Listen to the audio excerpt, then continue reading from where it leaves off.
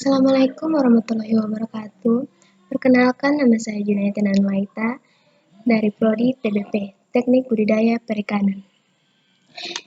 Di sini saya akan menjelaskan tentang budidaya ikan dengan sistem polikultur. Biasanya, kolam yang hanya memelihara satu jenis ikan saja, namun ikan tidak akan bisa memanfaatkan semua organisme makanan alami yang terdapat di kolam. Salah satu alternatif pemecah masalah penggunaan makanan alami di tambak adalah pengembangan metode budidaya ikan yang dikenal dengan sistem polikultur. Apa itu polikultur? Polikultur adalah budidaya lebih dari satu jenis organisme aquaculture di kolam yang sama. Manfaat budidaya ikan polikultur.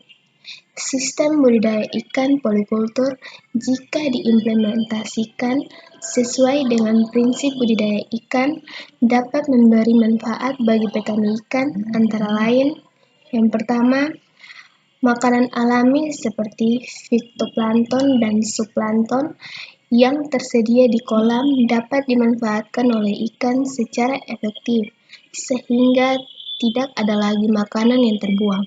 Yang kedua, penggunaan lahan menjadi efisien karena dengan luas lahan yang sama dapat dipertahankan lebih banyak jenis ikan. Yang ketiga, keseluruhan produksi kolam akan meningkat seiring jumlah ikan yang disimpan di suatu kolam lebih banyak. Dan yang keempat, produksi masing-masing jenis ikan akan lebih tinggi bila dibandingkan dengan hasil perawatan biasa atau tradisional. Selanjutnya yaitu sistem polikultur bisa berada dalam kombinasi yang berbeda antara ukuran ikan dan kebiasaan makan yang berbeda. Ikan yang tersebar di kolam terdiri dari beberapa jenis kebiasaan makan. Kombinasi ini dimaksudkan untuk memanfaatkan makanan alami di kolam secara efektif dan efisien. Lebih disukai dipilih kombinasi jenis makan ikan yang memiliki area operasi untuk mencari makanan di permukaan, pertengahan, dan di dasar kolam. Hal ini dilakukan karena setiap ukuran ikan memiliki jenis makanan yang berbeda walaupun ikan berasal dari salah satu spesies yang sama. Misalnya ikan mas. Ikan mas berukuran kecil, hidup di permukaan air dan makan plankton, sementara ikan besar lebih memilih tinggal di perairan terbawah dan mencari makanan yang dengan mengaduk bagian bawah kolam. Selanjutnya ini adalah gambar cara ikan mencari makanan di kolam. Adapun masalah yang dihadapi dalam sistem polikultur. Masalah yang dihadapi dalam sistem polikultur ini adalah menentukan kombinasi komoditas yang paling efektif dalam memanfaatkan makanan alamiah yang tersedia di kolam atau tambak.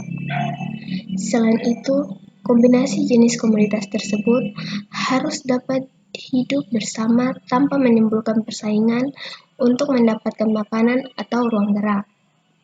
Jenis biota budidaya yang dapat dibudidayakan dengan sistem polikultur adalah yang pertama, udang, ikan bandeng, dan rumput laut. Yang kedua, lobster air tawar dan ikan nila. Dan yang ketiga, ikan mas, ikan kowan, dan ikan nila. Dan masih banyak lagi. Selanjutnya itu, di samping adanya masalah tersebut, sistem polikultur ini juga ternyata memiliki nilai tambah dalam budidaya secara polikultur, yakni yang pertama, cara pemeliharaan relatif mudah karena tidak memerlukan persyaratan dan perlakuan yang rumit. Yang kedua, dapat membuka lapangan kerja baru.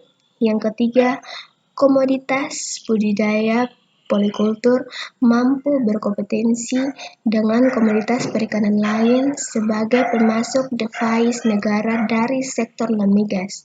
Dan yang keempat, menjadi alternatif pengganti usaha pembudidaya atas kegagalan nasional usaha budidaya udang di kolam atau tambak.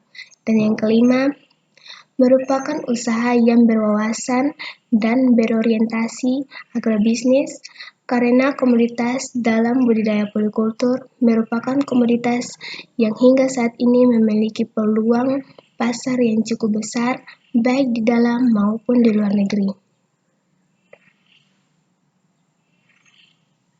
Sekian dari saya, mohon maaf jika dalam penjelasan yang saya berikan ada beberapa kesalahan. Sekian dan terima kasih. Wassalamualaikum warahmatullahi wabarakatuh.